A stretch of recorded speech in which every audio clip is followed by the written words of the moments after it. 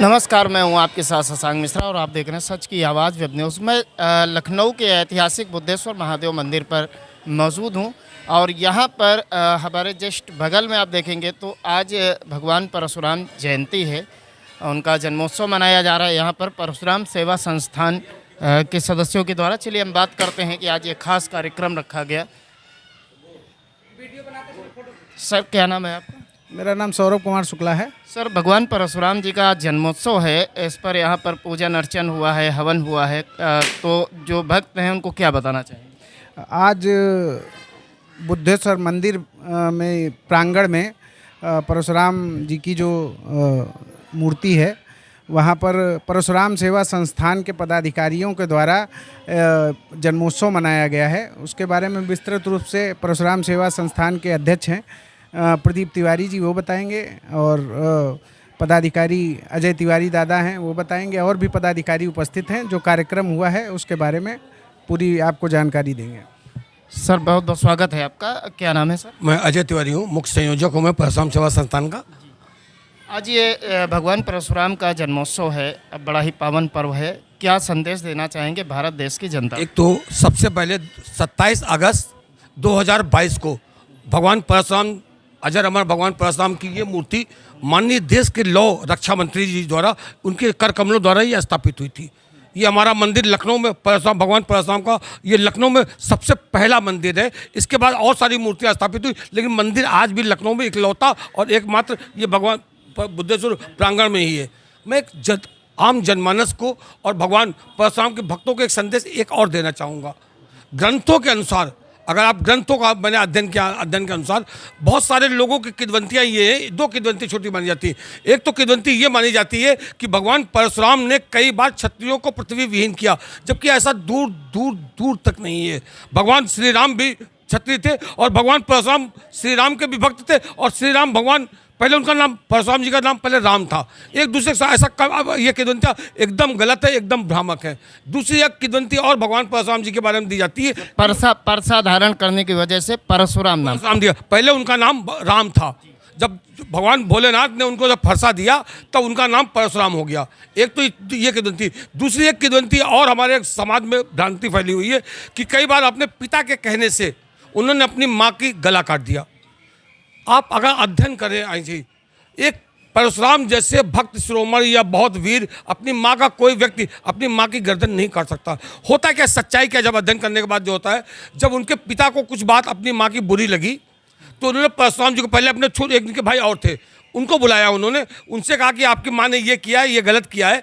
तो उन्होंने कहा कि आप इनको माँ को अपना समझाइए। तो उन्होंने कुछ मना कर दिया।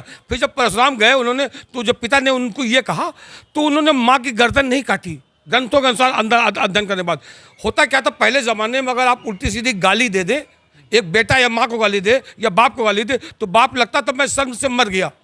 ठीक है, उन्होंने माँ को अपशब्द कहे थे, और जब अपशब्द कहने के बाद तो माँ को ये एहसास हुआ, मतलब आदमी की परिक्रमा, कि माँ मर गई।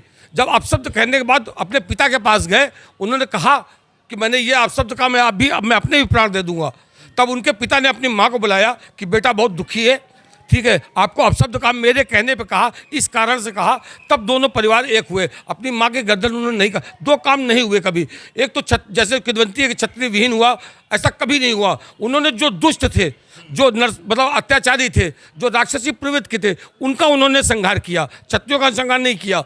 दूसरा, जो बहुत सारे लोग कहते हैं थी माँ के किसी एक कारण से जब पिता के असंतुष्ट हुए तो उन्होंने माँ को अपशब्द कहे थे। सर, एक चीज़ और भी है कि कई बार, सहस्त्रों बार क्षत्रिय विहीन पृथ्वी किया। तो अगर क्षत्रिय विहीन ये पृथ्वी हो गई थी तो बिल्कुल स्पष्ट दिखता है क्षत्रिय आज भी मौजूद हैं। नहीं, ये एक जीता जा, ये एकदम भ्रामक किंवदंती है। कभी भी बहुत सारे, जैसे आपको महाराष्ट्र में एक और जो अध्ययन के अनुसार है, महाराष्ट्र में जितने भी कर पाए जाते हैं, लता मंगेशकर, सचिन तेंदुलकर, एक्चुअली एक छोटी सी घटना और है।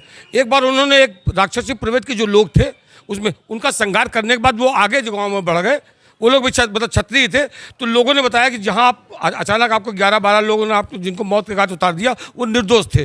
भगवान परशुराम फिर वापस आए चिता उनकी जल चुकी थी, राख उनकी मौजूद थी। उस राख में उनकी हड्डियों को उठाया उन्होंने और फिर भगवान ब्रह्मा से उन्होंने प्रार्थना की कि मैंने ये अपराध किया, अनजाने में मेरा मुझसे बद हुआ है। उन्होंने उसका डाके के एक कर का मतलब एक सीख होती है, एक लकड़ी होती है, उससे उन्होंने उस सबको जीवित किया।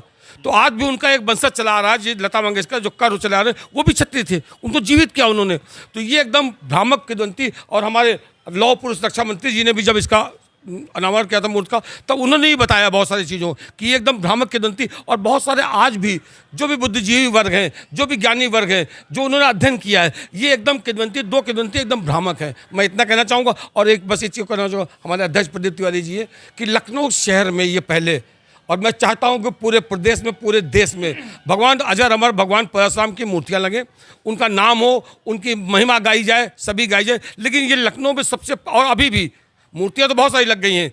और एक चीज़ और मैं कहना चाहूँगा, बहुत सारे हमारे भक्तजन आज मूर्ति लगाना चाहते हैं भगवान, लेकिन मैं एक चीज़ याचना करता हूँ और चेतावनी भी देता हूँ कि कोई भी व्यक्ति खुले में भगवान परशुराम की मूर्ति नहीं लगाएगा। जो भी लगाएगा पहले उसके ऊपर छतरियाँ, उनका साथ सम्मान पूरी लगाएगा। जैसे अभी रीता बोगड़ा जी ने एक जगह मूर्ति लगवा दी थी, बाद में मेरी हायर, मैंने कहा मैं आपके खिलाफ एफआईआर करने जा रहा हूँ, तो कहा 24-48 घंटे उन्होंने ऊपर पूरा कमरा बनवा दिया।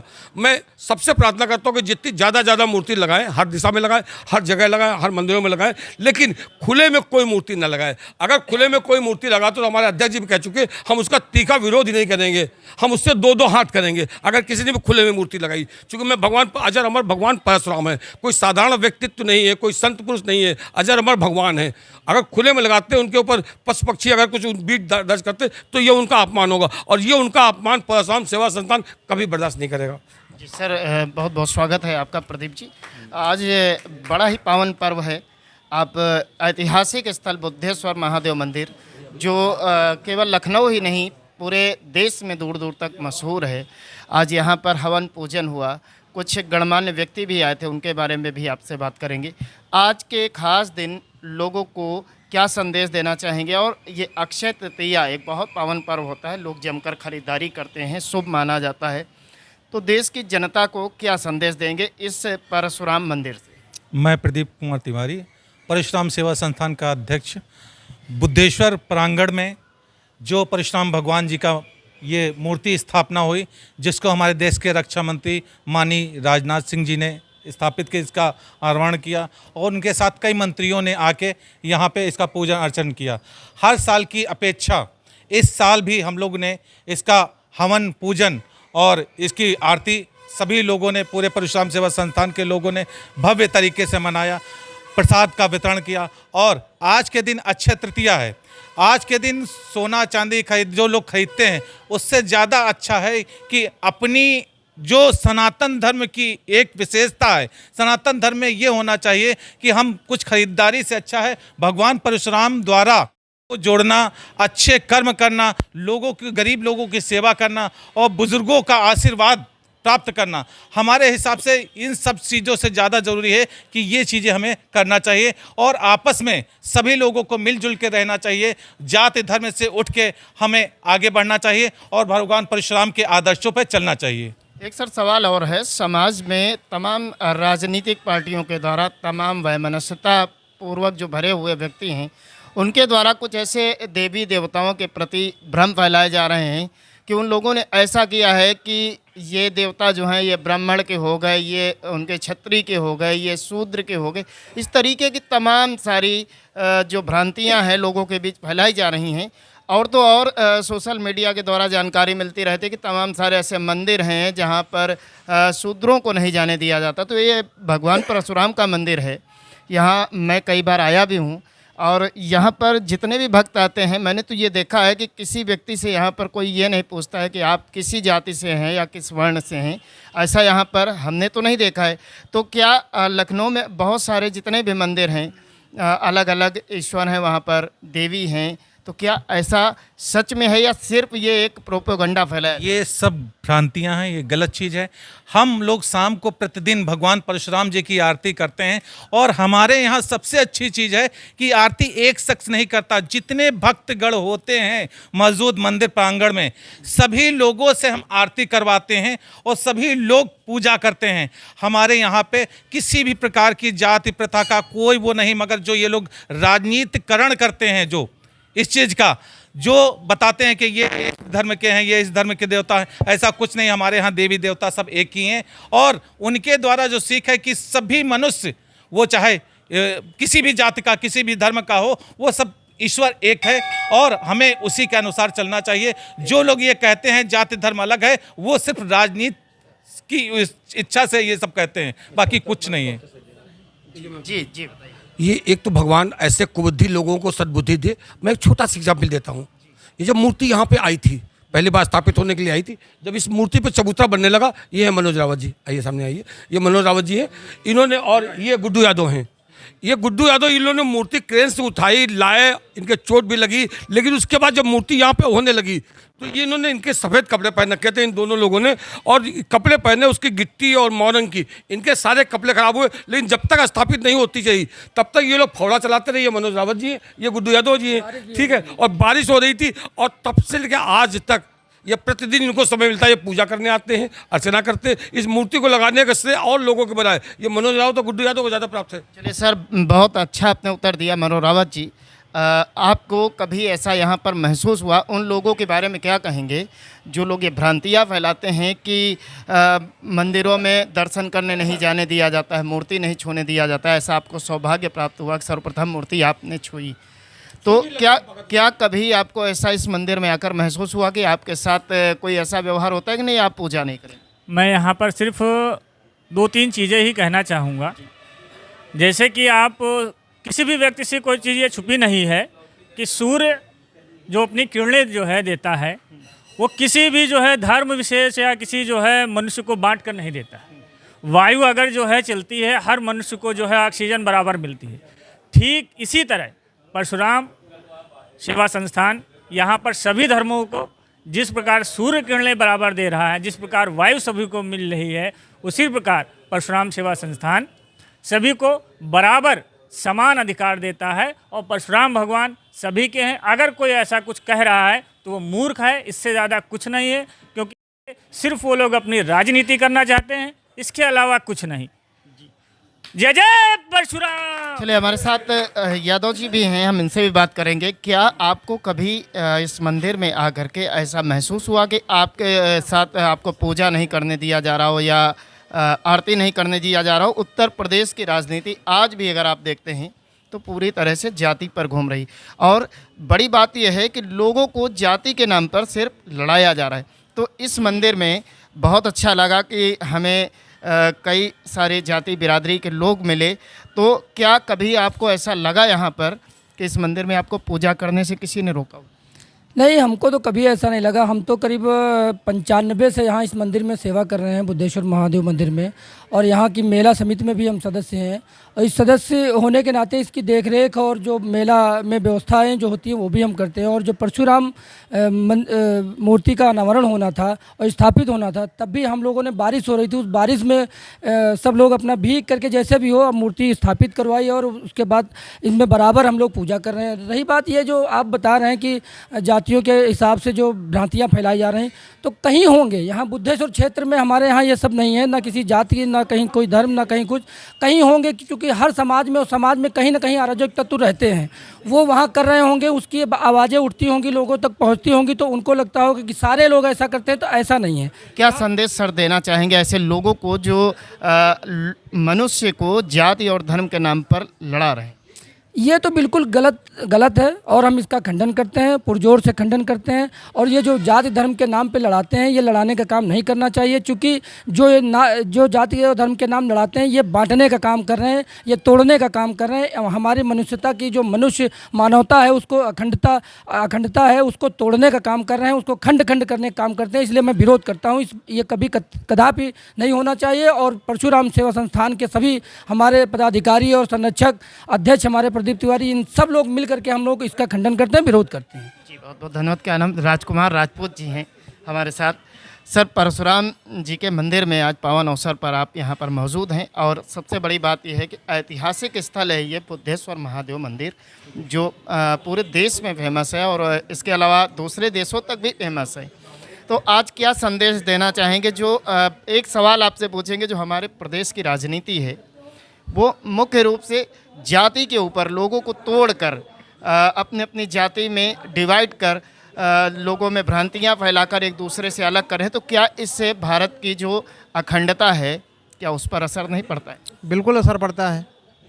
सबसे पहले बात तो मैं ये कहना चाहूँगा, ये जो जातिवाद की बात होती है ये हमें आपस में तोड़ने का काम किया जाता है। दूसरी सबसे बड़ी बात, मुख्य बात यह है कि जब मर्यादा पुरुषोत्तम प्रभु श्री राम जी ने माता सबरी जी उनके जूठे बेर खा करके, उन्होंने कोई भेदभाव नहीं रखा। निषाद राजगुह जिनको अपना सखा मानते थे, भरत जी, जब भरत जी को पता चला कि हमारे राम जी के सखा है निषाद राजगुह, तो उन्होंने जिस तरीके से मर्यादा पुरुषोत्तम प्रभु श्री राम जी को साष्टांग दंडवत प्रणाम करते थे लेट करके, उसी तरीके से निषाद राजगुह को साष्टांग दंडवत प्रणाम किया लेट करके। तो जब उन्होंने कोई भेदभाव नहीं रखा तो हम कहाँ रह गए जातिवाद का भेदभाव करने वाले? हम कौन होते हैं? क्या जवाब देना चाहेंगे ऐसे लोगों को जो देश के अंदर इस तरीके की राजनीति करके अपना इस्तेमाल करने के लिए प्रयोग करते हैं जाति धर्म के नाम पर? इनको क्या दो लाइनों में आप क्या उनको बताना चाहेंगे? दो लाइनों में मैं यही कहना चाहता हूँ कि जन जन में ईश्वर का वास है। जन वो हरिजन नहीं है, वो हरि के जन हैं और सभी हरि के जन हैं। कोई ऐसा व्यक्ति नहीं है, कोई ऐसा जीव नहीं जिसमें हरि का वास नहीं है। सभी हरि के हैं, सभी में हरि का वास है, फिर बचा क्या? दो टूक बात मैं यही कहना चाहता हूँ। जी बहुत अच्छी। दादाजी, क्या नाम है आपका? मेरा नाम एसपी सक्सेना है। एसपी सक्सेना जी, परशुराम मंदिर में आप खड़े हुए हैं, आराध्य हैं, देव हैं और लोगों को बराबर आशीर्वाद प्रदान करते हैं। आज के इस खास मौके पर समाज को आप क्या संदेश देना चाहते हैं? माइक छोड़ दीजिएगा। मैं समाज के सामने संदेश देना चाहता हूँ कई बिंदुओं पर। मैं सन 67 में लखनऊ जनपद में आया था, तब यहाँ पर हमारे बाबा भोलेनाथ का हमने मंदिर में दर्शन करने आते थे। तो यहाँ से लेकर के हैदरगंज चौराहा टिकराव तालाब तक पतेल ही पतेल लगी हुई थी। यहाँ पर कोई रास्ता नहीं थी जिसके प्रभु के दर्शन करने भोलेनाथ के आता। आज 67 से 2025 आ गया, सोचिए कितना अंतराल बीत गया। और यहाँ पर जो चमत्कार हुआ है, समय समय परिवर्तन हुआ है, वो एक रमणीय स्थल बन गया है। ये हमारे सरकार योगी जी का जब से कार्यकाल आया है तब से इस स्थल का 4 चांद लग गया है। ये बड़ा सराहनीय कदम हम लोगों के भाग्य के अनुसार और शिव भगवान की कृपा से हुआ। जी बाबा जी, आप सेवा करते? जी जी हाँ बोलिए। लेकिन अब मैं ये कहना चाहूँगा कि समय समय परिवर्तन हुआ। एक परिवर्तन 22 में हुआ कि हमारे मंदिर का स्थापना हुई, धाम बना, सभी लोग दर्शन करने आते और ईश्वर जिससे जो कराता है वही व्यक्ति बधाई के पात्र। जी बिल्कुल सही, हजारों में एक को चुनता। जैसे हमारे तिवारी जी हमारे परशुराम संस्थान का स्थापना की, ये हर आदमी नहीं कर सकता था क्या? 67 से मैं लखनऊ में आया हुआ हूँ, हमने एक ईंट नहीं रखा पाए यहाँ पे। तो ईश्वर जिससे कराता है वही बधाई करता है। जो ईश्वर क्यों किया, इनकी इच्छा थी कि सब लोग यहाँ भ्रमण करने आए। जैसे कश्मीर स्वर्ग कहा जाता है, वहाँ पर हमारी जनता गई और निर्दोष होकर के वहाँ पर मृत्यु के उन बड़े कृपालु लोगों ने उनको शहीद कर दिया।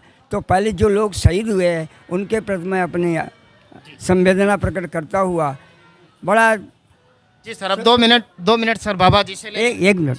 तो ये कहने का हमारा मतलब हुआ कि ये कुछ ऐसे भाग्यशाली लोग हैं जो अच्छे कर्म करते हैं। पहले परशुराम संस्थान के जिन लोगों ने वहाँ हमारा संस्थान को स्थापित किया, हमारे प्रभु की स्थापना कराई, वो लोग सभी बधाई के पात्र हैं। और मैं कहूँगा कि ये मन में आज से प्रतिज्ञा कर लीजिए कि भगवान इसी तरीके हर आदमी से कोई न कोई कार्य कराए। जैसे तिवारी जी के परिवार से हमारे परशुराम जी के भगवान की स्थापना हुआ, जो कि हरि के सब प्यारे हैं, लेकिन जो ज़्यादा नज़दीक पहुंच जाता है उसी को श्रेय मिलता है। बड़ा सौभाग्य की बात है तिवारी जी को श्रेय मिला जो परशुराम भगवान की स्थापना करे। मैं सभी को इस बात कहूँगा कि आज ये अवश्य निर्णय लें कि जैसा कि अभी मार्गदर्शन तिवारी जी ने किया अध्यक्ष परशुराम जी के संस्थान के, जहाँ पर मूर्ति की स्थापना हो वहाँ पर उनका मंदिर बनवाए और ऐसे अच्छे कर्म करे। देखिए जैसा आप बोएंगे वैसा आप काटेंगे। पहले आप ध्यान दीजिए हमारी बात पर। आप मीडिया प्रभारी हैं, मीडिया कार्य देखते हैं। मैं ये उस ओर ध्यान दिलाना चाहता हूँ, जैसे कर्म करोगे वैसा आपको फल मिलेगा। जैसे कि आजकल हमारे पाकिस्तान की ओर से जो कर्म किया जा रहा है, अब उसको जो फल मिलने वाला है उसको तैयार रहना होगा उसे, क्योंकि भवसागर है, बिना कर्मों का हिसाब दिए हुए आप यहाँ पूजा अर्चना करते हैं मंदिर में, पावन स्थल पर हैं और भगवान परशुराम जी के सबसे करीब आप मौजूद हैं। क्या नाम है आपका? विजय पांडे। विजय पांडे जी, मंदिर पर भक्त आते हैं और आज का जो खास दिन है अक्षय तृतीया, परशुराम जयंती है, तो आज के दिन जो यहाँ भक्त आते हैं उनको क्या संदेश देना चाहते हैं? उनसे संदेश देना यही चाहते हैं कि अपने धर्म की पूजा पाठ करें, उसको आगे बढ़ाएं और जब जब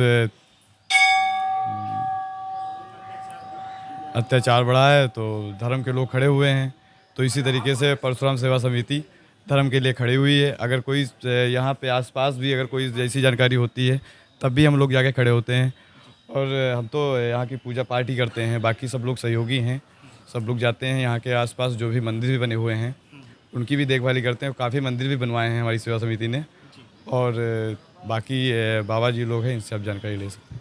बहुत अच्छा लगा, यहाँ पर कई सारे लोग मिले और एक भ्रम तो यहाँ पर आकर के दूर हुआ कि जो भ्रांतियाँ हमारे प्रदेश में या देश में फैलाई जाती हैं कि लोगों को मंदिर में जाकर दर्शन नहीं करने दिया जाता है, मंदिरों पर सिर्फ ब्राह्मणों का अधिकार है, ऐसी तमाम सारी चीज़ें समाज में चलती रहती। लेकिन यहाँ पर जब हम आए, मूर्ति स्थापना के समय से लेकर पूजा पाठ तक हमें यहाँ पर सिर्फ और सिर्फ सब परशुराम जी के भक्त दिखाई दिए, ना कि विभिन्न जातियों में बटे हुए लोग दिखाई दिए।